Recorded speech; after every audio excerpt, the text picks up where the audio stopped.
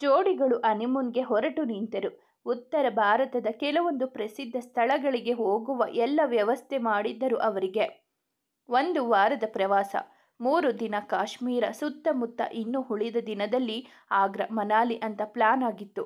ಹೇಗಿದ್ದರೂ ಫ್ಲೈಟ್ನಲ್ಲಿ ಓಡಾಡೋದು, time adjust ಆಗುತ್ತಿತ್ತು.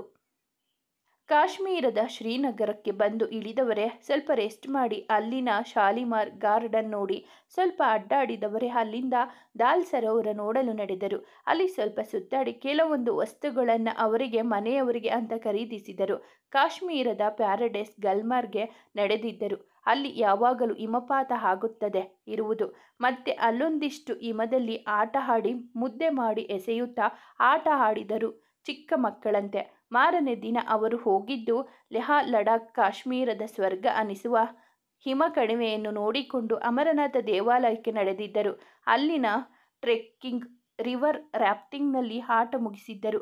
ಕಾಶ್ಮೀರಕ್ಕೆ ಹೋದವರು ಹೋಗಲೇಬೇಕಾದ ಸ್ಥಳವೆಂದರೆ ಕಾರ್ಗಿಲ್ ಅನ್ನುವ ನೋಡಿ ಅಲ್ಲಿನ ಸೈನ್ಯ ಶಿಬಿರವನ್ನು ನೋಡುತ್ತಾ ಮರಳಿ ಬಂದಿದ್ದರು. ಅಲ್ಲಿ ಹಿಮದಲ್ಲಿ ಆಟ ಆಡುವಾಗ ಸುತ್ತಮುತ್ತ ತೆಗೆದಿದ್ದ ಸಾವಿರಾರು ಫೋಟೋಗಳು ಎಂದು ಮಾಸದ ಅವರ ನೆನಪಿನ ಜೋಳಿಗೆ ತುಂಬಿದ್ದವು. ಮನೆಯವರಿಗೆ, ತಮ್ಮವರಿಗೆ ಒಂದಿಷ್ಟು ಉಡುಗೊರೆ ಗಿಫ್ಟ್ಗಳು ತೆಗೆದುಕೊಂಡು ಅಲ್ಲಿಂದ ದೆಹಲಿಯ ಕೆಂಪು ಕೋಟೆ, ಆಗ್ರಾದ ತಾಜ್ ಮಹಲ್ ಎಲ್ಲ ನೋಡಿಕೊಂಡು ಅವರು ಹೋಗಿದ್ದು ಮನಾಲಿ ಕಡೆಗೆ. ಇದು ಹೊಸದಾಗಿ ಮದುವೆಯಾದ ಜೋಡಿಗಳಿಗೆ ಅಂತಾನೆ ಇರುವ ಪ್ರಸಿದ್ಧ ಜಾಗ. ಎಲ್ಲಿ ನೋಡಿದರೂ ಕೈ ಬೆಸೆದುಕೊಂಡು ಓಡಾಡುವ ಜೋಡಿಗಳು. ಇವರೇನೂ ಅವರಿಗಿಂತ ಕಡಿಮೆ ಇರಲಿಲ್ಲ. ಮೊದಲೇ ಎಲ್ಲ ಬುಕ್ ಆಗಿದ್ದರಿಂದ 3 ದಿನದ ಓಡಾಡಿದ್ದರಿಂದ ಸುಸ್ತು ಆಗಿದ್ದವರು ಹೋಟೆಲ್ ಸೇರುತ್ತಿದ್ದಂತೆ ಅರ್ಧ ದಿನ ರೆಸ್ಟ್ ಮಾಡಿದರು. ಸಂಜೆ ಸ್ವಲ್ಪ ಅಡ್ಡಾಡಿ ಊಟ ಮುಗಿಸಿ ಬೇಗ ಮಲಗಿದರು. ಅಲ್ಲಿನ ಚಳಿ ಅವರನ್ನು ಹೊರಗೆ ಹೋಗಲು ಬಿಡುತ್ತಿರಲಿಲ್ಲ. ಮರುದಿನ ಮನಾಲಿಯ ಅತಿ ಹೆಚ್ಚು ಸ್ನೋ ಬೀಳುವ ಜಾಗ ಗುಲಾಬ. ಅಲ್ಲಿನ ಹಿಮದಲ್ಲಿ ನೆನೆದು ತೊಪ್ಪೆ ಆಗುವಂತೆ ಆಟ ಆಡಿದರು. ಅಲ್ಲಿ ಬಹಳನೇ ಚಳಿ ಇದ್ದಿದ್ದರಿಂದ ಕೋಟ್ ಧರಿಸಿ ಒಬ್ಬರಿಗೊಬ್ಬರು ಅಂಟಿಕೊಂಡೇ ಓಡಾಡುತ್ತಾ 2 ಜೋಡಿ ಹಿಮದ ಉಂಡೆ ಮಾಡಿ ಆಟ ಆಡುತ್ತಾ ಒಬ್ಬರ ಮೇಲೊಬ್ಬರು ಎಸೆಯುತ್ತಾ ಖುಷಿಯಾಗಿದ್ದರು. ಅಲ್ಲಿನ ತಂಪಾದ ಗಾಳಿ, ಸುತ್ತ ಹಚ್ಚ ಹಸಿರಿನ ಮಧ್ಯ ಬಿಳಿ ಹಾಲಿನಂತೆ ಹರಿಯುವ ನದಿ, ಹಿಮದ ಬೆಟ್ಟ, ಪರ್ವತಗಳು, ಹಿಮದಿಂದ ಆವೃತವಾಗಿರುವ ಮನೆ, ಮರಗಳು ಎಲ್ಲವೂ ಅವರನ್ನು ತಮ್ಮತ್ತ ಸೆಳೆಯುವಲ್ಲಿ, ನೋಡುವಲ್ಲಿ ಗಮನ ಸೆಳೆದಿದ್ದವು. 2 ದಿನ ಸುತ್ತಿ ಓಡಾಡಿ ಅಲ್ಲಲ್ಲಿ ಶಾಪಿಂಗ್ ಮುಗಿಸಿ ಕೊನೆಗೆ ಅವರು ಹನಿಮೂನ್ ಮುಗಿಸಿಕೊಂಡು ವಾಪಸ್ ಬಂದಿದ್ದರು ತಮ್ಮ ಮನೆಗೆ. 4 ಜನ ಹನಿಮೂನ್ ಮುಗಿಸಿ ಬಂದವರು ಎಂದಿನಂತೆ ತಮ್ಮ ಜೀವನದಲ್ಲಿ ತೊಡಗಿಕೊಂಡಿದ್ದರು. ಚಿರು ಅವನು ಹೇಳಿದಂತೆ ಇಂಚರಾನ ಕಾಲೇಜಿಗೆ ಕಳುಹಿಸುತ್ತಿದ್ದ. ಅವಳು ಅವನ ಮೇಲೆ ಕೂಗಾಡಿ ರೇಗಾಡಿ ಜಗಳ ಮಾಡಿದ್ದರೂ ಅವನು ಬೇಡ ಅನ್ನಲಿಲ್ಲ. ಕೊನೆಗೆ ಒಲ್ಲದ ಮನಸ್ಸಿನಿಂದಲೇ ಹೋಗುತ್ತಿದ್ದಳು. ಎಲ್ಲರೂ ಮದುವೆ ಆದಮೇಲೆ ಮಕ್ಕಳನ್ನು ಸ್ಕೂಲ್ಗೆ ಸೇರಿಸೋಕೆ ಹೋದರೆ ನೀನು ನನ್ನ ಕಾಲೇಜ್ಗೆ ಸೇರಿಸ್ತೀಯ ಅಂತ ಅವನ ಜೊತೆ ಮುನಿಸಿಕೊಂಡು ಮಾತು ಬಿಟ್ಟಿದ್ದಳು. ಅಳುತ್ತಾ ಬೈಯುತ್ತಾ ಹೋಗುತ್ತಿದ್ದಳು ಇಂಚರ. ಚಿರು ಅವಳ ಯಾವ ಮಾತಿಗೂ ತಲೆಕೆಡಿಸಿಕೊಳ್ಳದೆ ತಾನೇ ಕರೆದುಕೊಂಡು ಹೋಗಿ ಬಿಟ್ಟು ನಂತರ ಕೆಲಸಕ್ಕೆ ಹೋಗುತ್ತಿದ್ದ. ಅವಳು ಮಧ್ಯಾಹ್ನ ತಾನೇ ಬಸ್ಸಲ್ಲಿ ಬರುತ್ತಿದ್ದಳು. ಸಂಧ್ಯಾ ಅವರು ಈಗ ಇಬ್ಬನಿ ಜೊತೆ ಚೆನ್ನಾಗಿ ಇದ್ದರು. ಅವರಿಗೆ ಅವಳ ಒಳ್ಳೆ ಗುಣ ಒಂದೊಂದೇ ಪರಿಚಯ ಆಗುತ್ತಿತ್ತು. ಅಲ್ಲದೆ ಅವಳನ್ನು ತಮ್ಮ ಮನೆಗೆ ತಕ್ಕಂತೆ ನಡೆಸಿಕೊಳ್ಳುತ್ತಿದ್ದರು. ಅವಳನ್ನು ತಮ್ಮ ಜೊತೆ ಆಟ, ಕ್ಲಬ್, ಈ ಕ್ಲಬ್ ಆ ಕ್ಲಬ್, ಪಾರ್ಟಿ ಅಂತ ಕರೆದುಕೊಂಡು ಹೋಗುತ್ತಿದ್ದರು. ಇಬ್ಬನಿ ಅತ್ತೆ ಜೊತೆ ತಾನು ಖುಷಿಯಿಂದ ಹೋಗುತ್ತಿದ್ದಳು. ಒಮ್ಮೊಮ್ಮೆ ಮಧ್ಯಾಹ್ನ ಸಮಯಕ್ಕೆ ವಿರಾಟ್ ಆಫೀಸ್ ಕಡೆ ಹೋಗಿ ಅವನಿಗೆ ಅಲ್ಲಿ ಏನಾದರೂ ಸಹಾಯ ಮಾಡೋದು, ಅಲ್ಲಿ ಕಾಲ ಕಳೆಯೋದು, ಅವನ ಜೊತೆ ಸುತ್ತಾಡಲು ಹೋಗೋದು ಮಾಡುತ್ತಾ ಅವನ ಬ್ಯುಸಿ ಸಮಯದಲ್ಲಿ ತಾನೇ ಅವನ ಕೆಲಸ ನೋಡಿಕೊಳ್ಳುತ್ತಾ ಇದ್ದಳು. ವಿರಾಟ್ ಅಂತೂ ತನ್ನವಳನ್ನು ಇನ್ನಷ್ಟು ಮತ್ತಷ್ಟು ಹೆಚ್ಚಾಗಿ ಪ್ರೀತಿ ಮಾಡುತ್ತಿದ್ದ. ಅವಳನ್ನು ಹೊರಗಡೆ ಸುತ್ತಾಡಲು ಕರೆದುಕೊಂಡು ಹೋಗೋದು, ಅವಳಿಗೆ ಇಷ್ಟವಾಗಿದ್ದನ್ನು ಗಿಫ್ಟ್ನಂತೆ ತಂದು ಕೊಡೋದು, ಅವಳನ್ನು ಮುದ್ದಿಸೋದು ಮಾಡುತ್ತಿದ್ದ. ಸುಜಾತ ಅವರ ಆಸೆಯಂತೆ ಚಿರು ಅನಾಥಾಶ್ರಮ, ವೃದ್ಧಾಶ್ರಮ, ಮಹಿಳಾ ಸಮಾಜ ಕಟ್ಟಲು ಪ್ರಾರಂಭ ಮಾಡಬೇಕು ಅಂದುಕೊಂಡನು. ಅದನ್ನು ಮನೆಗೆ ಬಂದಿದ್ದ ಭೂಪತಿ ಅವರ ಮುಂದೆ ಮಾತನಾಡಿದಾಗ ಅವರು ತಮ್ಮದೇ ಜಾಗವನ್ನು ಅವನಿಗೆ ಕೊಟ್ಟಿದ್ದರು. ಅಲ್ಲಿ ಅವನ ಜೊತೆ ಈ ಕೆಲಸಕ್ಕೆ ಕೈ ಜೋಡಿಸಿದ್ದು ವಿರಾಟ್, ಇಬ್ಬನಿ ಇಬ್ಬರು ಸಾಥ್ ಕೊಟ್ಟಿದ್ದರು ಅವನಿಗೆ. ಇಬ್ಬನಿ ಚಿರು ಸೇರಿ ಅದನ್ನು ನಡೆಸಿ ಅಂದ ವಿರಾಟ್ ಮಾತಿಗೆ ಚಿರು ಕೂಡ ಒಪ್ಪಿದ್ದ. ಅದರಂತೆ ಅವಳು ಅಲ್ಲಿನ ಎಲ್ಲ ಉಸ್ತುವಾರಿಯನ್ನು ವಹಿಸಿಕೊಂಡಿದ್ದಳು. ಚಿರು ಜೊತೆಗೆ ಅಲ್ಲಿನ ಕೆಲಸ ನಡೆಯುವಾಗ ಹೋಗಿ ಬಂದು ಮಾಡುತ್ತಾ ಇದ್ದಳು ಇಬ್ಬನಿ. ಇಬ್ಬರು ಈಗ ಒಳ್ಳೆ ಸ್ನೇಹಿತರಂತೆ ಆಗಿದ್ದರು. ಅಂದು ಇಬ್ಬನಿ ಇಂಚರ ಇಬ್ಬರಿಗೂ ಬಹುಮುಖ್ಯವಾದ ಹಬ್ಬ. ಅದಕ್ಕಾಗಿ ತಮ್ಮ ಗಂಡಂದಿರನ್ನು ಕೆಲಸಕ್ಕೆ ಹೋಗಲು ಬಿಡದೆ ಬೇಗ ಬೇಗ ರೆಡಿ ಆಗಲು ಹೇಳಿ ತವರಿಗೆ ಹೊರಟಿದ್ದರು ಇಬ್ಬರು ಮನೆಯಲ್ಲಿ ತಿಳಿಸಿ. ಇವರು ಬರುವ ದಾರಿಯನ್ನು ಕಾಯುತ್ತಾ ಹೊರಗೆ ಕುಳಿತಿದ್ದ ಕಾರ್ತಿ. ಬಂದವರನ್ನ ಗೇಟ್ ಬಳಿಯೇ ಹೋಗಿ ತಬ್ಬಿಕೊಂಡು ಮಾತನಾಡಿಸಿ ಒಳಗೆ ಕರೆದುಕೊಂಡು ಬರಲು ಇನ್ನು ಅವನನ್ನು ತಬ್ಬಿಕೊಂಡೇ ಬಂದರು ಅವನ ಮುದ್ದು ತಂಗಿಯರು. ಬಂದವರ ಜೊತೆ ಯೋಗಕ್ಷೇಮ ಕುಶಲೋಪರಿ ಚಂದವಾಗಿ ನಡೆಯಿತು. ಸದಾನಂದ್ ಹೇಮಾವತಿ ಅವರು ಎಲ್ಲರನ್ನು ಪ್ರೀತಿಯಿಂದ ಮಾತನಾಡಿಸಿದರು. ಅವರಿಗೆ ಇಬ್ಬನಿ ಇಂಚರಾಗಿ ಉತ್ತಮ ಜೀವನ ಸಿಕ್ಕಿರುವುದು ತುಂಬ ಖುಷಿಯಾಗಿತ್ತು. ಹುಡುಗಿಯರಿಬ್ಬರು ಮಾತು ಮುಗಿದ ಮೇಲೆ ತಾವು ಬಂದ ಕೆಲಸದ ಕಡೆ ಗಮನ ವಹಿಸಿದರು. ಅದು ಅಣ್ಣ ತಂಗಿಯರ ಹಬ್ಬ ರಕ್ಷಾಬಂಧನ. ಇಂಚರ ಇಬ್ಬನಿ ಇಬ್ಬರು ಕಾರ್ತಿಗೆ ರಾಖಿ ಕಟ್ಟಿ ಅವನಿಗೆ ಆರತಿ ಮಾಡಿ ಸಿಹಿ ತಿನ್ನಿಸಲು ಅವನು ಇಬ್ಬರಿಗೂ ತಿನ್ನಿಸಿ ಹಣೆಗೆ ಮುತ್ತಿಟ್ಟಿದ್ದ. ಅಣ್ಣ ಗಿಫ್ಟ್ ಎಲ್ಲೋ ಅಂದ ಇಂಚರಾಗೆ. ಈ ಬಾರಿ ಏನಿಲ್ಲ ಅಂದವ. ಅದೆಲ್ಲ ಗೊತ್ತಿಲ್ಲ, ನಮಗೆ ಬೇಕು ಅಂತ ಅಂದವರ ಮಾತಿಗೆ ಅವರಿಗೆ ಸ್ವಲ್ಪ ಕಾಡಿಸಿ ಚಿನ್ನದ ಉಡುಗೊರೆ ಕೊಟ್ಟಿದ್ದ. ಇದಕ್ಕಿಂತ ಇನ್ನೊಂದು ನೀವು ತುಂಬ ಖುಷಿ ಪಡೋ ಗಿಫ್ಟ್ ಇದೆ ಅಂದಾಗ. ಏನು ಅಂದರು ಇಬ್ಬರು. ಅದು ಇಬ್ಬರಿಗೆ ಸ್ಪೆಷಲ್, ಆದರೆ ಮುಂದೆ ಯಾರಿಗೆ ಸಿಗುತ್ತೋ ನಿಮಗೆ ಬಿಟ್ಟಿದ್ದು ಅಂದವ. ಏನು ಹೇಳೋಣ ಅಂದರು ಇಬ್ಬರು ಒಟ್ಟಿಗೆ. ಅದು ಅಯ್ಯೋ ಸಾಕು ನುಲಿದಿದ್ದು, ಹೇಳು ಇವಾಗ ಅಂದಳು ಇಂಚರ. ಕೀರ್ತಿಯ ಭುಜ ಬಳಸಿ ಹಿಡಿದು we are going to parents ಅಂದಾಗ ಎಲ್ಲರೂ ಖುಷಿಯಾದರು. ಅವನ ತಂಗಿಯರ ಸಂತೋಷ ಅಂತೂ ಮುಗಿಲು ಮುಟ್ಟಿತು. ಕಾರ್ತಿಕ್ ಕೀರ್ತಿ ಇಬ್ಬರಿಗೂ ವಿರಾಟ್ ಚಿರು ವಿಶ್ ಮಾಡಿದಾಗ ಇಬ್ಬರು ಇಂಚರ ಇಬ್ಬರು ಕೀರ್ತಿಯನ್ನು ತಬ್ಬಿಕೊಂಡು ವಿಶ್ ಹೇಳಿ ಅವನ ಅಣ್ಣನನ್ನು ಗಟ್ಟಿಯಾಗಿ ಅಪ್ಪಿದರು. ಹೇಗಿದೆ ಗಿಫ್ಟ್? ಸೂಪರ್ ಅಣ್ಣ. ಇವಾಗ ನಿಮಗೆ ಅಳಿಯ ಸೊಸೆನೋ ಯಾರು ಬರ್ತಾರೆ ಗೊತ್ತಿಲ್ಲ, ಆದರೆ ನೀವು ಅವರಿಗೊಂದು ಜೋಡಿನ ಯಾರು ಬೇಗ ಕೊಡ್ತೀರಾ ಅವರಿಗೆ ಈ ಗಿಫ್ಟ್ ಅಂದವನು ಮಾತಿಗೆ ಇಬ್ಬರು ಹುಡುಗಿಯರು ನಾಚಿ ನಿಂತಿದ್ದರು. ಕೀರ್ತಿ ಕೂಡ ಚಿರುಗೆ ರಾಖಿ ಕಟ್ಟಿದಳು. ಪಕ್ಕದಲ್ಲಿದ್ದ ವಿರಾಟ್ಗೆ ರಾಖಿ ಕಟ್ಟಲು ಹೋದಾಗ ನನಗೆ ಯಾಕೆ ಅಂದ. ನಾನು ಚಿರು ಅಣ್ಣ ಅಂತ ಕರೆದ ಮೇಲೆ ನೀನು ಅವರ ತಮ್ಮ, ನೀನು ನನಗೆ ಅಣ್ಣ ಆಗ್ತೀಯ ತಾನೆ, ಅದಕ್ಕೆ ಅಂದಾಗ ಇಂಚರ ಇಬ್ಬನಿ ವಿರಾಟ್ ಮೂವರು ತುಂಬ ಆಶ್ಚರ್ಯಪಟ್ಟಿದ್ದರು.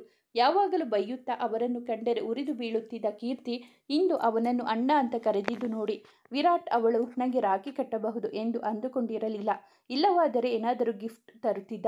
ಅದಕ್ಕೆ ಏನಾದರೂ ತಗೋ ಅಂದು ದುಡ್ಡು ಕೊಡಲು ಹೋದಾಗ ಅವಳು ಬೇಡ ಅಂತ ಅಂದಳು. ಅಣ್ಣ ಅಂದ ಮೇಲೆ ಬೇಡ ಅಂತ ಯಾಕೆ ಅಂತೀಯ, ತಗೋ ಅಂತ ತುಂಬ ಬಲವಂತ ಮಾಡಿಕೊಟ್ಟಿದ್ದ. ಚಿರು ಹೊರಗೆ ಹೋಗಿ ಯಾರಿಗೋ ಫೋನ್ ಮಾಡಿ ಮಾತಾಡಿ ಒಳಗೆ ಬಂದಾಗ ನಿಮ್ಮ ಗಿಫ್ಟ್ ಏನು ಅಂದಳು ಇಂಚರ. ಇರು ಗಿಫ್ಟ್ ಇದೆ ಅಂದವ. ಕೀರ್ತಿ ಹತ್ತಿರ ಬಂದು ನಿನಗೆ ಹೊರಗಿದೆ ಹೋಗಿ ತಗೋ ಅಂತ ಹೇಳಿದ. ಎಲ್ಲರೂ ಕೀರ್ತಿ ಜೊತೆ ಹೊರಗೆ ಹೋಗಿ ನೋಡಲು ಅಲ್ಲಿ ಅವಳ ಅಪ್ಪ ಅಮ್ಮ ಇದ್ದರು. ಅವರನ್ನು ನೋಡಿ ಅಳುತ್ತಾ ನಿಂತವಳನ್ನು ತಬ್ಬಿಕೊಂಡು ಸಮಾಧಾನ ಮಾಡಿದರು ಅವಳ ಹೆತ್ತವರು.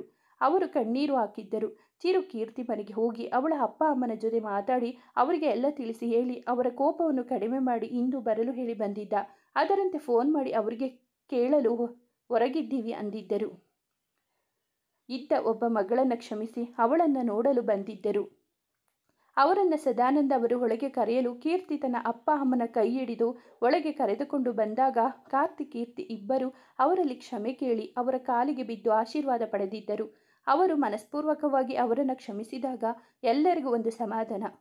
ಹೇಮಾವತಿ ಸದಾನಂದ್ ಅವರಿಗೆ ಮೊದಲೇ ಪರಿಚಯವಿದ್ದ ಕಾರಣ ಅವರ ಜೊತೆ ನಗುತ್ತಾ ಮಾತನಾಡುತ್ತಾ ಕುಳಿತಿದ್ದರು. ಅಂತ ಮಗಳು ಗರ್ಭಿಣಿ ಎನ್ನುವ ವಿಷಯ ಕೇಳಿ ಅವಳು ಸಂತೋಷವಾಗಿ ಇದ್ದಾಳೆ ಎಂದು ತಿಳಿದ ಮೇಲೆ ನೆಮ್ಮದಿಯ ನಿಟ್ಟುಸಿರು ಬಿಟ್ಟಿದ್ದರು. ಇಬ್ಬನಿ ಇಂಚರ ತಾವೇ ಇಬ್ಬರು ಸೇರಿ ಹಬ್ಬದ ಅಡುಗೆ ಮಾಡಿ ಎಲ್ಲರಿಗೂ ಉಣಬಡಿಸಿದ್ದರು. ಅಲ್ಲೊಂದು ಸಂಭ್ರಮ ಮನೆ ಮಾಡಿತ್ತು. ಕಾರ್ತಿ ತನ್ನ ತಂಗಿಯರಿಗೆ ಕೈತುತ್ತು ಕೊಟ್ಟಾಗ ನಿನ್ನ ಮಗು ಬಂದರೂ ಅವರಿಗೆ ತಿನ್ನಿಸುವುದು ಬಿಡಲ್ಲ ನೀನು ಅಂದವರ ಮಾತಿಗೆ ಅಮ್ಮ ಮಕ್ಕಳು ಅಲ್ಲ ಮೊಮ್ಮಕ್ಕಳು ಬಂದರೂ ನಾನೇ ಇವರಿಗೆ ತಿನ್ನಿಸೋದು ಅಂದು ಹೇಳಿದ. ಅವರದೊಂದು ಅದ್ಭುತ ಬಂಧನ. ಕಾರ್ತಿ ತಂದೆ ಆಗುತ್ತಿರುವ ಖುಷಿಯನ್ನು ಅವನಿಗಿಂತ ಹೆಚ್ಚು ಸಂಭ್ರಮಿಸಿದರು ಅವನ ಮುದ್ದು ತಂಗಿಯರು. ಅಂದು ಅಲ್ಲೇ ಉಳಿದುಕೊಂಡಿದ್ದರು ಅವರೆಲ್ಲ. ಅಣ್ಣನ ಕೈತುತ್ತು, ಖುಷಿ ವಿಷಯ, ಎಲ್ಲರ ಮಾತು, ನಗು, ಹರಟೆ ಅಂತೂ ತವರಿಗೆ ಬಂದವರ ಮನಸ್ಸು ಉಲ್ಲಾಸದಲ್ಲಿ ಕೂಡಿತು. ಊಟ ಮುಗಿದ ನಂತರ ಕೀರ್ತಿ ತಂದೆ ತಾಯಿಗೆ ರೂಮ್ನಲ್ಲಿ ಮಲಗಲು ವ್ಯವಸ್ಥೆ ಮಾಡಿಕೊಟ್ಟ ಇಬ್ಬನಿ ಇಂಚರ ಇಬ್ಬರು ಸದಾನಂದ್ ಜೊತೆ ಹೊರಗಡೆ ಸ್ವಲ್ಪ ಹೊತ್ತು ಮಾತಾಡುತ್ತಾ ಕುಳಿತರು. ಅವರು ಮಲಗಲು ಹೋದ ಮೇಲೆ ಇಬ್ಬರು ಅಣ್ಣ ತಮ್ಮಂದಿರನ್ನು ಹುಡುಕಿಕೊಂಡು ಮೇಲೆ ಹೋದಾಗ ಅಲ್ಲಿ ಅವರು ಬಿಸಿನೆಸ್ ಅದು ಇದು ಅಂತ ಮಾತನಾಡುತ್ತಾ ಇದ್ದರು. ಅವರ ಜೊತೆ ಇವರು ಸೇರಿಕೊಂಡು ಮಾತನಾಡುವಾಗ ಇಂಚರ ಕೇರಂ ಆಡುವ ಅನ್ನಲು ಒಪ್ಪಿ ಆಡುತ್ತಾ ಕುಳಿತರು ಎಲ್ಲ. ಇಂಚರ ಚಿರು ಇಬ್ಬನಿ ವಿರಾಟ್ ಎಲ್ಲ ಸೇರಿ ಟೆರೆಸ್ ಮೇಲೆ ಕೇರಂ ಆಡುತ್ತಾ ಕುಳಿತಿದ್ದರು. ಅಣ್ಣ ತಮ್ಮ ಒಂದು ಟೀಮ್, ಅಕ್ಕ ತಂಗಿ ಒಂದು ಟೀಮ್. ಜಗಳ ಜೋರು, ಮಾತಿನ ನಡುವೆ ಅವರ ಆಟ ಸಾಗಿತ್ತು. ಅಲ್ಲಿಗೆ ಬಂದ ಕಾರ್ತಿ ಅವರ ನಡುವಿನ ಬಾಂಧವ್ಯ ಕಂಡು ಕೊನೆಯವರೆಗೂ ಹೀಗೆ ಇರಿ ಅಂತ ನುಡಿದಿದ್ದನು. ಅವರ ಜೊತೆ ಕುಳಿತು ಸ್ವಲ್ಪ ಸಮಯ ಆಟ ಮುಗಿಸಿ ಒಬ್ಬೊಬ್ಬರೇ ಮೇಲೆದ್ದಾಗ ಸಮಯ ಆಗಲೇ 12 ಸಮೀಪಿಸಿತ್ತು. ಇಬ್ಬನಿ ರೂಮ್ನಲ್ಲಿ ಬಂದು ಮಲಗಲು ಹಾಸಿಗೆ ಸರಿ ಮಾಡುತ್ತಾ ಇದ್ದವಳಿಗೆ ಅವಳ ಡೈರಿ ನೆನಪಾಗಿತ್ತು. ಅದನ್ನು ತೆಗೆದು ಬರೆಯುತ್ತಾ ಕುಳಿತಳು. ಮದುವೆ ಆದ ಮೇಲೆ ಈ ಅಭ್ಯಾಸವೇ ತಪ್ಪಿ ಹೋಗಿತ್ತು ಅವಳಿಗೆ. ಫೋನ್ನಲ್ಲಿ ಮಾತಾಡಿ ರೂಮ್ ಒಳಗೆ ಬಂದವನನ್ನು ನೋಡಿ ಡೈರಿಯನ್ನು ತೆಗೆದಿಡಲು ಅದೇನು ಅಂದ ವಿರಾಟ್. ಏನಿಲ್ಲ ಅಂದನು. ಅವಳ ಕೈಯಿಂದ ಅದನ್ನು ಪಡೆದಿದ್ದ. ಡೈರಿ ಬರೆಯೋ ಅಭ್ಯಾಸ ಇದೆಯಾ ಅನ್ನಲು ಅಂದಳು. ಮಂಚದ ಮೇಲೆ ಕುಳಿತು ಅದನ್ನು ನೋಡಿ ಓದುತ್ತಾ ಕುಳಿತ. ಸ್ವಲ್ಪ ಓದಿದ ವಿರಾಟ್ ಅದರ ತುಂಬ ಅವನ ಮೇಲಿನ ಪ್ರೀತಿಯ ತುಂಬಿಸಿ ಬರೆದಿದ್ದಳು. ಓದಿ ಅವಳ ಕಡೆ ನೋಡಲು ಅವನ ತೋಳಿಗೆ ತಲೆ ಇಟ್ಟಳು ಇಬ್ಬನಿ. ನಿಮ್ಮ ಇಡೀ ಪ್ರೀತಿಗಾಗಿ ಪರಿತಪಿಸ್ತಾ ಇದ್ದೆ ವಿರಾಟ್. ಆದರೆ ಇವಾಗ ನೋಡಿ, ನಿಮ್ಮ ಪ್ರೀತಿ ಸಾಗರಕ್ಕಿಂತಲೂ ಆಳವಾಗಿ ಸಿಕ್ಕಿದೆ ಅಂದಾಗ ನನಗೂ ಅಷ್ಟೇ ಕಣೆ. ಪ್ರೀತಿ ಅಂದರೇನೆ ಬೇರೆ ಅರ್ಥ ಇತ್ತು. ಹುಡುಗೀರು ಅಂದ್ರೇನೆ ತಿರಸ್ಕಾರ ಇತ್ತು. ಆದರೆ ಇವಾಗ ನೋಡು, ಅದೆಲ್ಲ ಬದಲಾಗಿದೆ ಅನ್ನಲು ನಿಮ್ಮ ಪ್ರೀತಿ ನನಗೆ 7 ಜನ್ಮದಲ್ಲೂ ಇದೇ ಥರ ಸಿಗಲಿ ಅಂದವಳ ಭುಜ ಬೆಳೆಸುತ್ತಾ, ಸಿಗುತ್ತೆ. ನಿನಗೆ ನಾನು, ನನಗೆ ನೀನು, ಹೀಗೆ ಸಿಗ್ತಾ ಇರ್ತೀವಿ, ಇದೇ ಥರ ಪ್ರೀತಿಸ್ತಾ ಇರ್ತೀವಿ ಅಂದು ಅವಳ ಕೆನ್ನೆಗೆ ಮುತ್ತಿಟ್ಟಿದ್ದ. ಅವಳು ಅವನನ್ನೇ ನೋಡುತ್ತಾ ಇರಲು ಕೈಯಲ್ಲಿದ್ದ ಡೈರಿಯನ್ನು ತೆಗೆದಿಟ್ಟು ಅವಳನ್ನು ತನ್ನ ಕಡೆ ತಿರುಗಿಸಿಕೊಂಡು ಮುದ್ದಿಸುತ್ತಾ ಅವಳು ನಾಚುವಂತೆ ಮಾಡಿದ್ದ. ಹೇ ಮುದ್ದು, ನಿಮ್ಮ ಅಣ್ಣ ನಿನಗೆ ಅತ್ತೆ ಪೋಸ್ಟ್ ಕೊಟ್ಟಿದ್ದಾರೆ. ನೀನು ಅವರಿಗೆ ಯಾವಾಗ ಮಾವ ಪೋಸ್ಟ್ ಕೊಡೋದು ಅಂದ. ಅವಳ ಕೊರಡಲ್ಲಿ ಮುಖ ಹುದುಗಿಸಿ, ಇಷ್ಟು ಬೇಗನಾ ಅಂದವಳ ನಡು ಬಳಸುತ್ತಾ, ಅಯ್ಯೋ ಮುದ್ದು, ಇದರಲ್ಲಿ ಎಲ್ಲ ತಡ ಮಾಡಬಾರ್ದು ಅಂತ ಅವಳೆಡೆ ಬಾಗಿದವನ ಅವನ ಕೊರಳಿಗೆ 2 ಕೈಗಳಿಂದ ಬೆಸೆಯುತ್ತಾ, ಹೌದಾ, ನಿಮಗೆ ಇಷ್ಟು ಬೇಗ ಓಕೆ ಅಂದರೆ ನನಗೂ ಓಕೆ ಅಂದಳು ನಸುನಕ್ಕು. ದೀಪ ಆರಿಸುತ್ತಾ ಅವಳ ಜೊತೆ ಒಂದಾದ ವಿರಾಟ್ ಅವಳನ್ನು ಮುದ್ದಿಸುತ್ತಾ ಮುಂದುವರೆದಿದ್ದ. ಅವನ ತೋಳಲ್ಲಿ ಬೆಚ್ಚಗಿನ ಅಪ್ಪುಗೆಯಲ್ಲಿ ಸದ್ದಿಲ್ಲದೆ ಕರಗಿದಳು ಇಬ್ಬನಿ. ಫೋನ್ ಹಿಡಿದು ಕುಳಿತಿದ್ದ ಚಿರು ಬಳಿ ಬಂದ ಇಂಚರ, ಏನು ನೋಡ್ತಿದ್ದೀಯಾ ಅಂದಳು. ಹುಡುಗಿ ಜೊತೆ ಚಾಟ್ ಮಾಡ್ತಾ ಇದ್ದೀನಿ ಅಂದವ. ಹೋಯ್ ಅಂತ ಜೋರಾಗಿ ಅಂದವಳನ್ನು ನೋಡಿದವನೇ, ಮತ್ತೇನೆ, ನಿನ್ನ ಕಣ್ಣಿಗೆ ಕಾಣುತ್ತಿದೆ ತಾನೆ ನಾನು ಏನು ನೋಡ್ತಿದ್ದೀನಿ ಅಂತ ಮತ್ತೆ ಕೇಳ್ತೀಯಾ ಅಂದವನ ಪಕ್ಕ ಗುರುತಾ. ಸುಮ್ಮನೆ ಕೇಳಿದ್ದು ಅಂದಳು ಮುಖ ಚಿಕ್ಕದು ಮಾಡಿ. ಅವನು ಇನ್ನೂ ಫೋನ್ ನೋಡುತ್ತಿದ್ದ. ಅದನ್ನು ಕಿತ್ತುಕೊಂಡು ಟೇಬಲ್ ಮೇಲೆ ಇಟ್ಟು, ಅಣ್ಣ ತಂದೆ ಆಗ್ತಿದ್ದಾನೆ ಅಂದವಳನ್ನು ನೋಡಿ, ಅದು ನನಗೂ ಗೊತ್ತಾಯಿತು ಅಂದವ. ನಿಮಗೆ ತಂದೆ ಆಗೋಕ್ಕೆ ಆಸೆ ಇಲ್ವಾ ಅಂದಳು ಅವನ ಕೆನ್ನೆ ಮೇಲೆ ಕೈಯಿಂದ ಚಿತ್ತಾರ ಬಿಡಿಸುತ್ತಾ. ನಿನ್ನ ಓದು ಮುಗೀಲಿ, ಆಮೇಲೆ ಅದೆಲ್ಲ ಯೋಚಿಸುವುದು ಅಂದವನನ್ನು ನೋಡಿ ಮುಖ ಗಂಟಿಕ್ಕಿ ಮಲಗಿದಳು ಇಂಚರ. ದೀಪ ಆರಿಸುತ್ತಾ ಅವಳ ಮೇಲೆ ಕೈ ಹಾಕಲು ಅವನ ಕೈಯನ್ನು ಜೋರಾಗಿ ಸರಿಸಿ ಬೆನ್ನು ಹಾಕಿ ಮಲಗಿದಳು. ಅವಳ ಬೆನ್ನಿನ ಮೇಲೆ ಗಲ್ಲ ಊರುತ್ತಾ ಅವಳ ಕಿವಿಯಲ್ಲಿ ಗಾಳಿ ಊದುತ್ತಾ, ಹೇ ಇಂಚರ, ನಿಂಗೆ ಆಸೆ ಇದೆಯಾ ಅಂದಾಗ, ಇಲ್ಲ ಅದೆಲ್ಲ ಏನಿಲ್ಲ, ಯಾವುದಾದರೂ ಮಠಕ್ಕೆ ಸೇರ್ಕೊಬೇಕು ಅಂತ ಇದ್ದೀನಿ ಅಂದಾಗ ನಗುತ್ತಾ ಅವಳ ಕಿವಿ ಅಂಚಿಗೆ ಮುತ್ತಿಟ್ಟಿದ್ದ ಚಿರು ಅವಳ ನಗ್ನ ಬೆನ್ನಿಗೆ ಕೊರಳಿಗೆ ಚುಂಬಿಸುತ್ತಾ ಅವಳ ನಡು ಬಿಗಿ ಮಾಡಿದಾಗ ಅವನ ರೀತಿ ಸ್ಪಂದಿಸುತ್ತಾ ಹೋದಳು ಹುಡುಗಿ. ಅವಳನ್ನು ಮುದ್ದಿಸುತ್ತಾ ಸುಂದರ ರಾತ್ರಿಗೆ ಲಗ್ಗೆ ಇಟ್ಟಿದ್ದ ಚಿರು. ಅಲ್ಲೊಂದು ಮಧುರ ರಾತ್ರಿ ಆವರಣಗೊಂಡಿತ್ತು. ಕಾರ್ತಿಕ್ ಕೀರ್ತಿಯನ್ನು ಬಿಗಿದಪ್ಪಿಕೊಂಡಿದ್ದ. ಅವಳನ್ನು ಅವಳ ಅಪ್ಪ ಅಮ್ಮನಿಂದ ದೂರ ಮಾಡಿರುವೆ ಎಂಬ ನೋವು ಕಾಡುತ್ತಿತ್ತು ಅವನಿಗೆ. ಇಂದು ಅದು ದೂರವಾಗಿತ್ತು. ಜೊತೆಗೆ ಅವನು ತಂದೆ ಆಗುತ್ತಿರುವ ಖುಷಿಯಲ್ಲಿ ತನ್ನವಳನ್ನು ಆಲಂಗಿಸಿಕೊಂಡಿದ್ದ. ಅವನ ತೋಳಲ್ಲಿ ಇದ್ದವಳಿಗೆ ಅವನ ಜೊತೆ ಎಷ್ಟೇ ಖುಷಿಯಿಂದ ಇದ್ದರೂ ಅಪ್ಪ ಅಮ್ಮನ ಬಿಟ್ಟು ಬಂದಿದ್ದ ಅವಳಿಗೆ ಇದ್ದ ಚಿಕ್ಕ ಕೊರಗು ಇಂದು ದೂರಾಗಿದ್ದು ಅವಳ ಸಂತೋಷವನ್ನು ದುಪ್ಪಟ್ಟು ಮಾಡಿತು. ಅದೇ ಖುಷಿಯಲ್ಲಿ ತನ್ನವನ ಎದೆ ಮೇಲೆ ಬೆಚ್ಚಗಿನ ಅಪ್ಪುಗೆಯಲ್ಲಿ ನೆಮ್ಮದಿಯ ನಿದ್ದೆರೆಗೆ ಶರಣಾದಳು. ಮರುದಿನ ಕೀರ್ತಿ ಅಪ್ಪ ಅಮ್ಮ ಮಧ್ಯಾಹ್ನದವರೆಗೂ ಇದ್ದು ತಮ್ಮ ಮನೆಗೆ ನಡೆದರು. ಚಿರು ವಿರಾಟ್ ಅವರು ಹೊರಟು ನಿಂತಾಗ ತಂಗಿಯರನ್ನು ಇಷ್ಟು ಬೇಗ ಕಳಿಸಲು ಇಷ್ಟ ಇಲ್ಲದ ಕಾರ್ತಿ ಅವರನ್ನು ಉಳಿಸಿಕೊಂಡಿದ್ದ. ಚಿರುಗೆ ಇಲ್ಲೇ ಇರು ಅಂದ ಇಂಚರಾಗೆ, ಬರುವಾಗ ಫೋನ್ ಮಾಡು, ಬಂದು ಕರೆದುಕೊಂಡು ಹೋಗ್ತೀನಿ, ನನಗೆ ಕೆಲಸ ಇದೆ ಅಂತ ಅಂದು ನಡೆದರೆ ವಿರಾಟ್ ಇಬ್ಬನಿ ಮೇಲೆ ಮುನಿಸಿಕೊಂಡು ಕುಳಿತಿದ್ದ. ಅವಳನ್ನು ಬಿಟ್ಟಿರಬೇಕಲ್ಲ ಅಂತ. ಅವನನ್ನು ಒಂದಿಷ್ಟು ಮುದ್ದಿಸಿ ರಮಿಸಿ 2 ದಿನ ಬಿಟ್ಟು ಬರ್ತೀನಿ ಅಂದಾಗ, 2 ದಿನ ಮತ್ತೆ ಜಾಸ್ತಿ ಇರೋ ಹಾಗಿಲ್ಲ ಅಂತ ಹೇಳಿ ಅವಳಿಗೆ ಮುತ್ತಿಟ್ಟು ತಾನು ನಡೆದಿದ್ದ ವಿರಾಟ್. ಅವರಿಬ್ಬರು ಕೆಲಸದಲ್ಲಿ ಮುಳುಗಿದ್ದರೆ ಇವರಿಬ್ಬರು ಅಣ್ಣನ ಜೊತೆ ಖುಷಿಯಾಗಿ ಇದ್ದರು. 2 ದಿನವನ್ನು 2 ಕ್ಷಣದಂತೆ ಕಳೆದಿದ್ದರು. ಕೀರ್ತಿಯನ್ನು ನೋಡಿದ ಇಂಚರ ಕಾರ್ತಿ ಅವಳನ್ನು ನೋಡಿಕೊಳ್ಳುವುದು ನೋಡಿ ತಾನು ತಾಯಿಯಾಗಬೇಕು ಅಂತ ತುಂಬ ಆಸೆಪಟ್ಟಳು. ಅದಕ್ಕೆ ಇನ್ನೊಂದು ಕಾರಣ, ಕಾಲೇಜ್ ಹೋಗೋದು ತಪ್ಪುತ್ತೆ ಅಂತ. ಎಷ್ಟು ಕಳ್ಳಿ ಅಲ್ವಾ ಅವಳು. ತಂಗಿಯರು ಇಬ್ಬರು ಗಂಡನ ಮನೆಗೆ ಹೋದ ಮೇಲೆ ಕಾರ್ತಿ ಕೀರ್ತಿ ಜೊತೆ ಅವಳ ಅಪ್ಪನ ಮನೆಗೆ ಹೋಗಿದ್ದ ಮೊದಲ ಬಾರಿ ಅಳಿಯನಾಗಿ. ಅಲ್ಲಿ ಅವನಿಗೆ ಒಳ್ಳೆ ಗೌರವ ಸಿಕ್ಕಿತ್ತು. ಚಿರು ಕಟ್ಟಡ ಕಟ್ಟಲು ಹಿಡಿದು ಆಗಲೇ ತಿಂಗಳು ಆಗುತ್ತಾ ಬಂದಿತ್ತು. ಇನ್ನು ಅರ್ಧ ಕೆಲಸ ಬಾಕಿ ಇತ್ತು. ಅದಕ್ಕೆ ಬೇಕಿದ್ದ ಎಲ್ಲದರ ವ್ಯವಸ್ಥೆ, ಅಂದರೆ ಅಲ್ಲಿ ಮುಂದೆ ಇರುವವರಿಗೆ ಪ್ರತಿಯೊಬ್ಬರ ಸೌಕರ್ಯ, ಮತ್ತೆ ಹೆಣ್ಣು ಮಕ್ಕಳಿಗೆ ಅಲ್ಲೇ ಸ್ವಸಂಸ್ಥೆ ಅಡಿಯಲ್ಲಿ ಉದ್ಯೋಗ ನಿರ್ಮಿಸಿಕೊಳ್ಳುವ ವ್ಯವಸ್ಥೆ, ಅವರಿಗೆ ಬೇಕಿದ್ದ ಎಲ್ಲ ಸವಲತ್ತು ನೋಡಿಕೊಳ್ಳುವ ಜವಾಬ್ದಾರಿ ವಿರಾಟ್ತು. ಅಲ್ಲಿಗೆ ಸೇರುವ ಅನಾಥ ಮಕ್ಕಳಿಗೆ ಒಳ್ಳೆ ಶಿಕ್ಷಣ ಕೊಡಿಸುವ ಆಸೆ ತೋರಿದ್ದರು ಇಬ್ಬನಿ.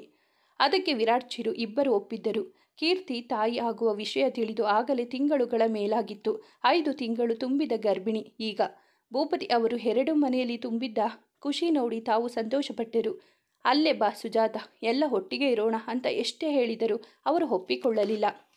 ಅದಕ್ಕೆ ಕಾರಣ ಅಲ್ಲಿರುವ ಸಂಧ್ಯಾ ಅವರು. ಅವರೇನು ಬಾಯಿ ಬಿಟ್ಟು ಏನೂ ಹೇಳಲಿಲ್ಲ. ಅಂದರೂ ಮನಸ್ಸಲ್ಲಿ ಒಂದು ಸಣ್ಣ ಅಳುಕು ಇದ್ದೇ ಇರುತ್ತದೆ. ಅವರಿಗೆ ಅಷ್ಟೇ ಅಲ್ಲ, ಇವರಿಗೂ ಕೂಡ.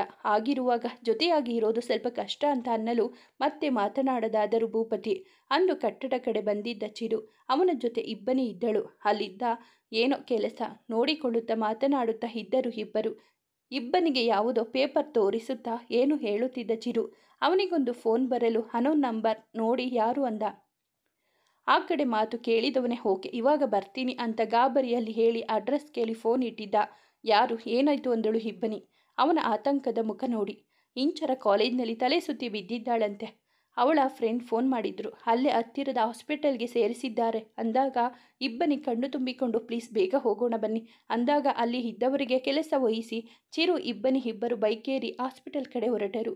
ಅವರು ಹೇಳಿದ ಅಡ್ರೆಸ್ನಲ್ಲಿ ಇದ್ದ ಹಾಸ್ಪಿಟಲ್ಗೆ ಬಂದು ಗಾಡಿ ಪಾರ್ಕ್ ಮಾಡಿ ಒಳಗೆ ಬಂದು ವಿಚಾರಿಸಲು ವಾರ್ಡ್ ಕಡೆ ಬಂದರು ಇಬ್ಬನಿ ಚಿರು. ಚಿರು ಇಂಚರಾನ ಡೈಲಿ ಕಾಲೇಜ್ಗೆ ಬಿಡಲು ಹೋಗುತ್ತಿದ್ದಾಗ ನೋಡಿದ್ದ ಅವಳ ಗೆಳತಿಯರು ಅವನನ್ನು ನೋಡಿ ಮಾತನಾಡಿಸಿದರು. ಇಂಚರಾಗೆ ಏನಾಯ್ತು ಅಂದಾಗ ಗೊತ್ತಿಲ್ಲ, ಅದು ಅವಳು ಇದ್ದಕ್ಕಿದ್ದ ಹಾಗೆ ಸುಸ್ತು ಆಗ್ತಿದೆ, ತಲೆ ಸುತ್ತುತ್ತಿದೆ ಅಂತ ಅಂತಿದ್ಲು. ಆಮೇಲೆ ಎಚ್ಚರ ತಪ್ಪಿದ್ಲು. ಅದಕ್ಕೆ ನಾವೇ ಅಡ್ಮಿಟ್ ಮಾಡಿದ್ದೀವಿ, ಡ್ರಿಪ್ಸ್ ಹಾಕಿದ್ದಾರೆ, ಇನ್ನೂ ಏನೂ ಹೇಳಿಲ್ಲ ಅಂದಾಗ ಅವಳನ್ನು ನೋಡಬೇಕು ಅಂದಳು ಇಬ್ಬನಿ. ಅವರ ರೂಮ್ ಕಡೆ ಕೈ ತೋರಿಸಲು ಇಬ್ಬನಿ ಚಿರು ಇಬ್ಬರು ಒಟ್ಟಿಗೆ ನಡೆದರು. ಅವಳು ಇನ್ನು ಮಲಗಿದ್ದಳು. ಇಂಚರ ಅಂತ ಅವಳ ತಲೆ ಸವರುತ್ತಾ ಕಣ್ಣು ತುಂಬಿಕೊಂಡು ಅವಳ ಹಣೆಗೆ ಮುತ್ತಿಟ್ಟಳು ಇಬ್ಬನಿ. ಅವಳ ಇನ್ನೊಂದು ಕಡೆ ನಿಂತಿದ್ದ ಚಿರುಗೆ ಗಾಬರಿ, ಭಯ, ಆತಂಕ. ಅವಳ ಕೈಗೆ ಚುಚ್ಚಿದ್ದ ಡ್ರಿಪ್ಸ್ನ ನೋಡಿ ಅವಳ ಅಂಗೈಯನ್ನು ಗಟ್ಟಿಯಾಗಿ ಹಿಡಿದುಕೊಂಡು ಕುಳಿತಿದ್ದ. ಅವರು ಬಂದು ಸ್ವಲ್ಪ ಹೊತ್ತಿಗೆ ಅವಳಿಗೆ ಪ್ರಜ್ಞೆ ಬಂದಿತ್ತು. ಏನಾಯ್ತು ಇಂಚರ? ಇಬ್ಬನಿ ಬೆಳಿಗ್ಗೆ ತಿಂಡಿ ತಿಂದಿರಲಿಲ್ಲ ಅದಕ್ಕೆ ಅಂದಳು. ಆದರೂ ಅವಳಿಗೇನೋ ಅನುಮಾನ ಅವಳಲ್ಲಿ ಆಗಿದ್ದ ಬದಲಾವಣೆಗೆ. ತಿಂಡಿ ಊಟ ನೀನು ಮಿಸ್ ಮಾಡ್ತಾ ಇರಲಿಲ್ಲ ಅಲ್ವಾ, ಮತ್ತೆ ಯಾಕೆ ತಿಂದಿಲ್ಲ ಅಂದ ಚಿರು. ಯಾಕೋ ಸೇರ್ತಾ ಇರಲಿಲ್ಲ ಅದಕ್ಕೆ ಅಂದು ಮುಖ ಚಿಕ್ಕದು ಮಾಡಿದಾಗ ಅವನು ಅವಳಿಗೆ ಏನಾದರೂ ತಿಂತೀಯಾ ಅಂದ. ಅಂದವಳ ತಲೆ ಸವರಿ. ಇನ್ನೇನು ಅವನು ಹೊರಗೆ ಹೋಗಬೇಕು ಅನ್ನುವ ಸಮಯಕ್ಕೆ ಒಳಗೆ ಬಂದರು ಡಾಕ್ಟರ್. ಬಂದು ಅವಳನ್ನು ಪರೀಕ್ಷಿಸಿ ನೋಡಿ ಚಿರು ಕಡೆ ತಿರುಗಿ ನೀವು ಏನು ಆಗಬೇಕು ಇವರಿಗೆ ಅಂದಾಗ ನನ್ನ ವೈಫ್ ಡಾಕ್ಟರ್ ಅಂದಿದ್ದ. ಕಂಗ್ರಾಟ್ಸ್, ಇವರು ಪ್ರೆಗ್ನೆಂಟ್ ಆಗಿದ್ದಾರೆ ಅನ್ನಲು ಇಬ್ಬನಿ ಇಂಚರ ಎಲ್ಲ ಖುಷಿಯಾಗಿದ್ದರು. ಒಂದಿಷ್ಟು ಟೆಸ್ಟ್ ಮಾಡಿಸಲು ಹೇಳಿ ಅವಳಿಗೆ ಕೆಲವೊಂದು ಟಿಪ್ಸ್ ಹೇಳಿ ಅಲ್ಲಿಂದ ಹೊರ ಹೋದಾಗ ಚಿರು ಅವಳ ಹಣೆಗೆ ಮುತ್ತಿಟ್ಟು ಕಂಗ್ರಾಟ್ಸ್ ಪುಟ್ಟ ಅಂದು ಖುಷಿಪಟ್ಟಿದ್ದ. ನಿಮಗೂ ಕೂಡ ಅಂದವಳನ್ನು ನೋಡಿ ಇದು ನಿಂಗೆ ತಿನ್ನೋಕೆ ಏನಾದರೂ ತರ್ತೀನಿ ಎಂದು ಹೊರ ನಡೆದ. ಇಬ್ಬನಿ ಇಂಚರ ಕೆನ್ನೆಗೆ ಮುತ್ತಿಟ್ಟು ಕಂಗ್ರಾಟ್ಸ್ ಕಣೆ ಅಂತ ವಿಶ್ ಮಾಡಿ ತಬ್ಬಿಕೊಂಡಳು. ಅವರಿಬ್ಬರು ಮಾತನಾಡುತ್ತಿರುವಾಗ ಇಬ್ಬನಿ ಫೋನ್ ಬಂದಿತ್ತು ವಿರಾಟ್ ಕಡೆಯಿಂದ. ಪಿಕ್ ಮಾಡಲು ಹಲೋ ಮುದ್ದು ಎಲ್ಲಿದ್ದೀಯಾ, ಅವಾಗಲೇ ಕಾಲ್ ಮಾಡಿದ್ರೆ ಯಾಕೆ ಪಿಕ್ ಮಾಡಿಲ್ಲ ಅಂದ ಒಂದೇ ಉಸಿರಿಗೆ. ಅವಾಗಲೇ ಚಿರು ಜೊತೆ ಬೈಕ್ನಲ್ಲಿ ಬರ್ತಿದ್ದೆ ನೋಡಿಲ್ಲ, ಇವಾಗ ಹಾಸ್ಪಿಟಲ್ನಲ್ಲಿ ಇದ್ದೀನಿ ಅಂದವಳ ಮಾತಿಗೆ ಹಾಸ್ಪಿಟಲ್ ಯಾಕೆ ಏನಾಯ್ತು ಅಂದ ಗಾಬರಿಯಿಂದ. ವಿರಾಟ್ ರಿಲ್ಯಾಕ್ಸ್, ನನಗೆ ಏನೂ ಆಗಿಲ್ಲ, ಇಂಚರ ಹಾಸ್ಪಿಟಲ್ನಲ್ಲಿ ಇದ್ದಾಳೆ ಅಂದಾಗ ಇಂಚರ ಅವಳಿಗೆ ಏನಾಯ್ತು ಅಂದ ಅದೇ ಗಾಬರಿಯಿಂದ. ನೀವು ಫ್ರೀ ಇದ್ದರೆ ಬನ್ನಿ, ಬರ್ತೀನಿ, ಅವಳಿಗೆ ಏನಾಯಿತು ಹೇಳು ಮೊದಲು, ನೀವು ಚಿಕ್ಕಪ್ಪ ಆಗ್ತಿದ್ದೀರಾ ಅಂದಳು ಖುಷಿಯಿಂದ. ಹೋ ರಿಯಲಿ ಸೂಪರ್, ಫೋನ್ ಕೊಡು ಅವಳಿಗೆ ಅನ್ನಲು ಅವಳ ಕೈಗೆ ಫೋನ್ ವರ್ಗಾವಣೆ ಆಗಿತ್ತು. ಹಲೋ ಅಂದವಳಿಗೆ ಏನಮ್ಮ ಮಿಸ್ಸಸ್ ಮೆಣಸಿನಕಾಯಿ, ಚೋಟ್ ಮೆಣಸಿನಕಾಯಿ ಬರ್ತಿದ್ಯಂತೆ, ಕಂಗ್ರಾಟ್ಸ್ ಕಣೆ ಅಂದಾಗ ಥ್ಯಾಂಕ್ಸ್ ಮಿಸ್ಟರ್ ಆಟಿಟ್ಯೂಡ್ ಅಂದಳು ನಗುತ್ತಾ. ಅವಳೊಂದಿಗೆ ಮಾತಾಡಿ ಚಿರು ಎಲ್ಲಿ ಅಂದವನಿಗೆ ನನಗೆ ಹಸಿವು ಅಂದೆ, ಅದಕ್ಕೆ ಏನಾದರೂ ತರ್ತೀನಿ ಅಂತ ಹೋಗಿದ್ದಾರೆ ಅಂದವಳಿಗೆ ಇಷ್ಟು ದಿನ ಒಬ್ಬಳಿಗೆ ತಿನಿಸಿ ಸಾಕಾಗಿದ್ದ, ಇನ್ಮೇಲೆ ಇಬ್ಬರಿಗೂ ತಿನಿಸಬೇಕು ಪಾಪ ನಮ್ಮ ಅಣ್ಣ ಅಂದನು. ಅವನ ಮಾತಿಗೆ ಓಹೋ ಬಾರಿ ನಾನೇನು ಅಷ್ಟು ತಿಂತೀನಾ ಅಂತ ಮುಖ ತಿರುವಿದಳು ಇಂಚರ. ಅಲ್ಲಿಗೆ ಬರ್ತೀನಿ ಇರು ಅಂದು ಹೇಳಿ ಕಾಲ್ ಕಟ್ ಮಾಡಿದ್ದ. ಚಿರು ತಂದು ಕೊಟ್ಟಿದ್ದ ಫ್ರೂಟ್ ಸಲಾಡ್ ತಿಂದು ಜ್ಯೂಸ್ ಕುಡಿಯುತ್ತಾ ಇದ್ದಳು. ಅವಳ ಗೆಳತಿಯರು ಅವಳನ್ನು ಮಾತನಾಡಿಸಿ ಹೋಗಿದ್ದರು. ಇಬ್ಬನಿ ಇಂಚರ ಚಿರು ಮೂವರೇ ಮಾತಾಡಿ ಡಿಸ್ಚಾರ್ಜ್ ಮಾಡಿಸಿ ಹೋಗಬೇಕು ಅನ್ನುವ ಹೊತ್ತಿಗೆ ಅಲ್ಲಿಗೆ ಬಂದಿದ್ದ ವಿರಾಟ್. ಅವನು ಅವರ ಜೊತೆ ಸೇರಿ ಮಾತನಾಡುತ್ತಾ ಕುಳಿತಿದ್ದ ನಂತರ ಡಿಸ್ಚಾರ್ಜ್ ಮಾಡಿಸಲು ನಡೆದ ಚಿರು. ಏನೇ ಪ್ಲಾನಿಂಗ್ ಇಲ್ಲದಂಗೆ ಇಷ್ಟು ಬೇಗ ಮಗು ಅಂತ ನಗುತ್ತಾ ಅವಳು ಅವನ ಮುಖವನ್ನೇ ದುರುಗುಟ್ಟಿ ನೋಡಲು ವಿರಾಟ್ ಪಾಪ ಹಾಗೆ ಕೇಳಿದರೆ ಅವಳು ಏನು ಹೇಳ್ತಾಳೆ. ಮಗು ಆದರೆ ಆಗಲಿ ಬಿಡಿ. ಇಬ್ಬನಿ ನನಗೆ ಯಾಕೋ ಡೌಟ್. ಏನು ಡೌಟ್? ಅಕ್ಕ ತಂಗಿ ಇಬ್ಬರು ಒಟ್ಟಿಗೆ ಕೇಳಿದರು. ನೀನು ಕಾಲೇಜ್ ಬಿಡೋದಕ್ಕೆ ಇಷ್ಟು ಬೇಗ ಮಗು ಬಗ್ಗೆ ಯೋಚಿಸಿರೋದು ಅಂತ ಅನಿಸ್ತಿದೆ ಅಂದಾಗ ಹಿಂಚರ ಕುಡಿಯುತ್ತಿದ್ದ ಜ್ಯೂಸ್ ನೆತ್ತಿಗೆ ಹತ್ತಿತ್ತು. ಕೆಮ್ಮುತ್ತಾ ಹಾಗೇನೂ ಇಲ್ಲಪ್ಪ, ನೋಡು ಇಬ್ಬನಿ ಹೇಗೆ ಹೇಳ್ತಾನೆ ಅಂದಳು ಮುಖ ಉಬ್ಬಿಸಿ. ಅವಳು ವಿರಾಟ್ ಕೈಗೆ ಮೆಲ್ಲಗೆ ಒಂದು ಪೆಟ್ಟು ಕೊಟ್ಟು ನೀವು ಸ್ವಲ್ಪ ಸುಮ್ಮನೆ ಇರ್ತೀರಾ, ಅವಳಿಗೇನು ಅನ್ನಬೇಡಿ ಅಂದಾಗ ಓಕೆ ಏನು ಅನ್ನೋದಿಲ್ಲ ಅಂತ ತಲೆ ಆಡಿಸಿದ್ದ. ಅಲ್ಲಿಂದ ಚಿರು ಬಂದು ಅವರನ್ನು ಹೊರಡಿಸಲು ಚಿರು ಜೊತೆ ಕೈ ಬೆಸೆದು ಮುಂದೆ ನಡೆದಳು ಹಿಂಚರ. ಪುಲ್ಚಾರ್, ನೀನು ಇಲ್ಲಿಗೆ ಯಾವಾಗ ಬಂದಿದೆ? ಬಿಲ್ಡಿಂಗ್ ಕಟ್ಟುತ್ತಿರೋ ಕಡೆ ಹೋಗಿದ್ದೆ. ಅವಾಗಲೇ ಚಿರು ಅವರಿಗೂ ಗೊತ್ತಾಗಿದ್ದು ಅವರ ಜೊತೆ ಬಂದೆ. ಮಾರ್ನಿಂಗ್ ಬೇರೆ ಸ್ಯಾರಿ ಹಾಕಿದ್ಯಲ್ಲ, ಗ್ರೀನ್ ಕಲರ್ದು. ಇವಾಗ ಬ್ಲೂ ಹಾಕಿದ್ಯಾ? ನನ್ನ ಫೇವ್ರೆಟ್. ನಿಮಗೆ ಇಷ್ಟ ಅಂತಲೇ ಹಾಕಿರೋದು. ಹೌದಾ ಅನ್ನುತ್ತಾ ಅವಳ ನಡು ಬೆಳೆಸುತ್ತಾ ಹೆಜ್ಜೆ ಹಾಕಲು ಕೈ ತೆಗೀರಿ. ವಿರಾಟ್, ಇದು ಹಾಸ್ಪಿಟಲ್. ಯಾರಾದರೂ ನೋಡಿದರೆ ಏನು ಮಾಡ್ತಾರೆ? ನನ್ನ ಹೆಂಡತಿನ ತಾನೇ ಇಟ್ಕೊಂಡಿರೋದು. ಹೋಯ್ ಇಬ್ಬನಿ, ಎಲ್ಲರದ್ದು ಗುಡ್ ನ್ಯೂಸ್ ಬಂತು. ನಮ್ಮದೇ ಅವಾಗ. ಅವರದ್ದೆಲ್ಲ ಮುಗೀಲಿ, ಆಮೇಲೆ ನಮ್ಮದು. ಎಲ್ಲರೂ ಅದೆಷ್ಟು ಸ್ಪೀಡ್ ಇದ್ದಾರೆ, ನೀನೇನೆ ಇಷ್ಟು slow. Hello my dear sweet husband, ಅದಕ್ಕೆಲ್ಲ ಇನ್ನೂ ಟೈಮ್ ಇದೆ, ಬನ್ನಿ ಅದೆಲ್ಲ ಮನೆಗೆ ಹೋಗಿ ಆಮೇಲೆ ಮಾತಾಡೋಣ ಅಂದಾಗ ಸರಿ ನಡಿ ಅಂದು ಅವಳನ್ನು ಬಳಸಿಯೇ ನಡೆದ. ವಿರಾಟ್ ಜೊತೆ ಇಬ್ಬನಿ ಇಂಚರ ಮೂವರು ಕಾರ್ನಲ್ಲಿ ನಡೆದರೆ ಚಿರು ಬೈಕೇರಿ ಅವರ ಮನೆ ಕಡೆ ನಡೆದ. ಮೂವರು ಚಿರು ಮನೆಗೆ ಬಂದಾಗ ಅವರನ್ನು ಖುಷಿಯಿಂದ ಮಾತನಾಡಿಸಿದ ಸುಜಾತ ಅವರು ಅವರಿಗೆ ಕುಡಿಯಲು ತಿನ್ನಲು ಸ್ವಲ್ಪ ತಿನಿಸು ಹಾಗೂ ಟೀ ರೆಡಿ ಮಾಡುವಾಗ ಆಗ ಬಂದಿದ್ದ ಚಿರು ಫ್ರೆಶ್ ಆಗಿ ಬಂದು ಕುಳಿತ ಎಲ್ಲರಿಗೂ ತಿಂಡಿ ಕಾಫಿ ಕೊಡುತ್ತಾ ತಮ್ಮ ಎದುರು ಕುಳಿತ ಸುಜಾತ ಅವರಿಗೆ ಇಬ್ಬನಿ ವಿಷಯ ಹೇಳಲು ಅವರು ಖುಷಿಯಿಂದ ಇಂಚರಾಗೆ ದೃಷ್ಟಿ ತೆಗೆದು ನಿವಾರಿಸಿ ಅವಳ ಹಣೆಗೆ ಹೂ ಮುತ್ತಿಟ್ಟರು. ತುಂಬ ಖುಷಿಯಾಗ್ತಿದೆ ಮಗಳೇ, ಈ ಸಿಹಿ ಸುದ್ದಿ ಕೇಳಿ ಅಂದು ಹೇಳಿ ಚಿರು ತಲೆ ಸವರಿದ್ದರು. ವಿರಾಟ್ ಕಡೆ ನೋಡಿ ನಿಮ್ಮದು ಯಾವಾಗ ಸಿಹಿ ಸುದ್ದಿ ಅಂದಾಗ ಸಿಹಿ ಸುದ್ದಿ ಕೊಡೋಣ ಅಂತ ನಗುತ್ತಾ ಅಂದು ಇಬ್ಬನಿ ಕಡೆ ನೋಡಿದ. ಅವಳು ನಸುನಕ್ಕು ತಲೆ ಆಡಿಸಿದಳು. ಇಬ್ಬರು ಮನೆ ಕಡೆ ನಡೆದರು. ದಾರಿ ಉದ್ದಕ್ಕೂ ಅವರಿಬ್ಬರು ಹಿಂಚರ ಚಿರು ಬಗ್ಗೆ ಮಾತನಾಡುತ್ತಾ ಇದ್ದಿದ್ದು. ಮನೆಗೆ ಬಂದಾಗ ಆಗಲೇ ಸಂಜೆಯಾಗಿತ್ತು. ಭೂಪತಿ ಹಾಗೂ ಸಂಧ್ಯಾ ವೆಂಕಟನಾಥ ಅವರಿಗೂ ಸಿಹಿ ಸುದ್ದಿ ಹೇಳಿದರು. ಇವರಿಗೂ ಮುಂಚೆ ಚಿರು ಫೋನ್ ಮಾಡಿ ವಿಷಯ ಹೇಳಿದ. ಸುಜಾತ ಅವರು ಮಾತಾಡಿ ಖುಷಿ ವ್ಯಕ್ತಪಡಿಸಿದ್ದರು. ಎಲ್ಲರಲ್ಲೂ ಸಂಭ್ರಮ. ಮನೆಗೆ ಮೊದಲು ಮಗು ಬರುತ್ತಿರುವುದಕ್ಕೆ. ರಾತ್ರಿ ಊಟ ಮುಗಿಸಿ ರೂಮಲ್ಲಿ ಕುಳಿತಿದ್ದ ಮುದ್ದು ಜೋಡಿಗಳು ಮಾತನಾಡುತ್ತಾ ಇದ್ದವು. ಅವನ ತೋಳಿನಲ್ಲಿ ಬೆಚ್ಚಗೆ ಕುಳಿತಿದ್ದ ಇಬ್ಬನಿಗೆ ಅವನ ಪಿಸುನುಡಿಯನ್ನು ಕೇಳುವುದೇ ತುಂಬ ಪ್ರಿಯಕರ. ಇಬ್ಬನಿ, ನಿಂಗೆ ಇಂಚರ ಅಂದರೆ ತುಂಬ ಇಷ್ಟ ಅಲ್ವಾ? ಅವಳು ಅಣ್ಣ. ಮತ್ತೆ ನಾನು? ನೀವು ಇಷ್ಟ ಇಲ್ಲಪ್ಪ. ಹೋಯ್ ಅವಳನ್ನು ಸರಿಸಿ ಮುಖ ನೋಡಲು ನಿಜಾನೇ ನೀವು ಇಷ್ಟ ಇಲ್ಲ. ಅವನು ಅವಳ ಮುಖವನ್ನೇ ನೋಡುತ್ತಿರಲು ನೀವು ಬರೀ ಇಷ್ಟ ಅಲ್ಲ, ತುಂಬ ತುಂಬ ಇಷ್ಟ. ನನ್ನೊಳಗೆ ಬೆರೆತು ಹೋಗಿರೋ ನಿಮ್ಮನ್ನು ಬರೀ ಇಷ್ಟಪಡೋಕೆ ಆಗುತ್ತಾ ಅಂತ ಮುದ್ದಾಗಿ ಅಂದವಳ ಮೂಗು ಎಳೆದು ಲವ್ ಯು ಮುದ್ದು ಅಂದು ಅವಳ ಕೆನ್ನೆಗೆ ಮುತ್ತಿಟ್ಟಿದ್ದ. ಅವಳು ಅವನ ಕೆನ್ನೆಗೆ ಮುತ್ತಿಟ್ಟು ಜೋರಾಗಿ ಕಚ್ಚಿದಳು. ಮುದ್ದು ರಾಕ್ಷಸಿ, ಈಗ ಕಚ್ಚೋದು ಅಂತ ಸಿಡುಕಿದ ವಿರಾಟ್ ಅವನನ್ನು ನೋಡಿ ಅವನ ಮುಂದೆ ಮುತ್ತು ಕೊಡುವಂತೆ ತುಟಿಗಳನ್ನು ಮುಂದೆ ಮಾಡಲು ಅವಳ ರೀತಿಗೆ ಅವನ ಚಿಕ್ಕ ಸಿಡುಕು ದೂರ ಹೋಗಿ ಮುದ್ದು ಹುಕ್ಕಿ ಬಂದಿತ್ತು. ಅವರಿಬ್ಬರ ನಡುವಿನ ಸುಂದರ ಕ್ಷಣಗಳು ತೆರೆದುಕೊಂಡಿದ್ದವು. ಮುಂದುವರಿಯುವುದು. ಸ್ನೇಹಿತರೆ, ಈ ಕತೆ ನಿಮಗೆ ಇಷ್ಟವಾಗಿದ್ದರೆ ದಯವಿಟ್ಟು ಒಂದು ಲೈಕ್ ಮಾಡಿ, ನಮ್ಮ ಚಾನಲನ್ನು ಸಬ್ಸ್ಕ್ರೈಬ್ ಆಗಿ, ಪಕ್ಕದಲ್ಲಿರುವ ಬೆಲ್ ಬಟನ್ ಕ್ಲಿಕ್ ಮಾಡಿ, ನಿಮ್ಮ ಫ್ರೆಂಡ್ಸ್ ಆ್ಯಂಡ್ ಫ್ಯಾಮಿಲಿಗೆ ಈ ಕಥೆಯನ್ನು ಶೇರ್ ಮಾಡಿ. ನಿಮ್ಮ ಅನಿಸಿಕೆ ಅಭಿಪ್ರಾಯವನ್ನು ಕಾಮೆಂಟಲ್ಲಿ ತಿಳಿಸಿ. ಕಥೆಯನ್ನು ಕೇಳಿದ್ದಕ್ಕಾಗಿ ಧನ್ಯವಾದಗಳು.